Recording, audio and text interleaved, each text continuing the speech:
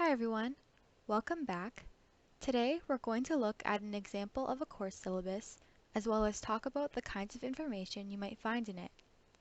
It's really important that you read your syllabus thoroughly for every course that you take and continue to revisit it throughout the term. For this example, I'm going to use the syllabus for Psych 1 F90, which is a very popular course that many students take in their first year. I'll be going through this document page by page and pointing out some key things you should keep an eye out for in your own classes. It is important to note though, this is a general overview and each syllabus you have might look different based on the course and its delivery method. So we're going to start right at the top of this first page where it says the course number, Psych 1 F90, and the title, Foundations of Psychology. The names of your instructors and TAs, as well as how to contact them, should also be here for your reference.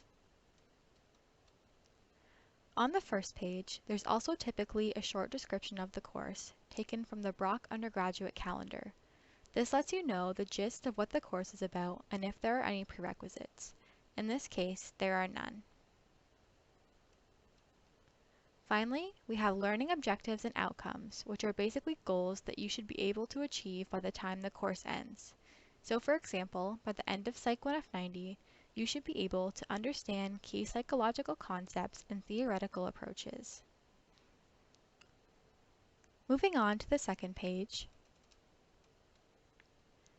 the instructors have included a section here on course communications. If included, this will outline how you are expected to communicate with course staff throughout the term and who to contact in what scenario. For example, who to direct questions about your seminar to. The next section here shows the textbook for this course. Textbooks may be required, which it is in this case, or just recommended as a supplement to the course content. Textbooks can be bought at the campus store or online. The evaluation components section is one of the most important parts of your syllabus, as it will show you the breakdown of your final grade and how each aspect of the course is weighted.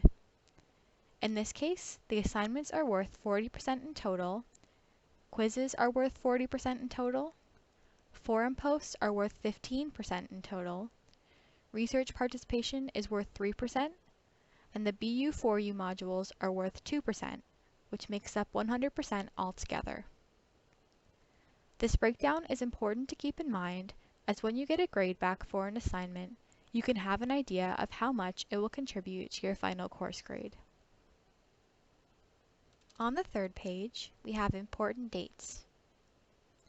These won't be on every syllabus, so if you're looking for this information, it can be found on the Brock website. Your syllabus will also likely include a section on academic policies, covering topics such as academic integrity and intellectual property. There are also policies that are course-specific. For example, what to do if you require an exemption or accommodation due to being ill, if you have compassionate grounds, or if there are religious or accessibility reasons. If this information isn't included in your syllabus, it may be worth reaching out to your professor to learn more about what steps they would like you to take in these different scenarios. Finally, the syllabus mentions some resources for students. For example, contact information for the Student Wellness and Accessibility Center and the Human Rights and Equity Office. Again, you can find more information about these resources on the Brock website. Moving on to the fourth page.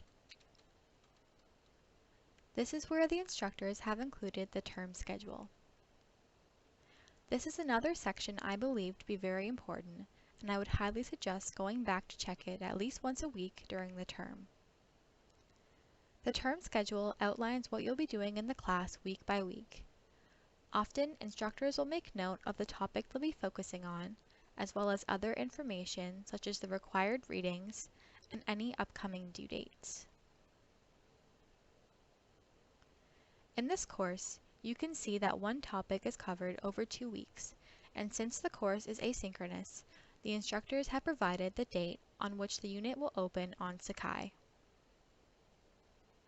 For many classes, you will have a reading for each week. These are very important in university, so you should try your best to keep up with them. With this being said, readings can look different based on the class that you're in. It is common for them to be found in your textbook, like they are here, although they can also be journal articles that your instructor provides you with, or some other online source. If they're located on Sakai, you're going to want to make sure that you can find them. As you can see, there are also quizzes, forum posts, and assignments associated with each unit. This can definitely look overwhelming at first, and if you do struggle with time management, one tip is to put these due dates into your own calendar so you can keep track of them more easily. I found personally that breaking things down like this and having a visual of what needs to be done helps me to stay organized and prioritize my tasks. Lastly, your syllabus will likely go into further detail about each of the components that make up the course. For example, in this case, there's a small paragraph here about the unit assignments that gives a basic overview of what it may consist of and what you should be submitting. Again, this will differ based on the courses that you are enrolled in, which I would say is one of the major takeaways from this video.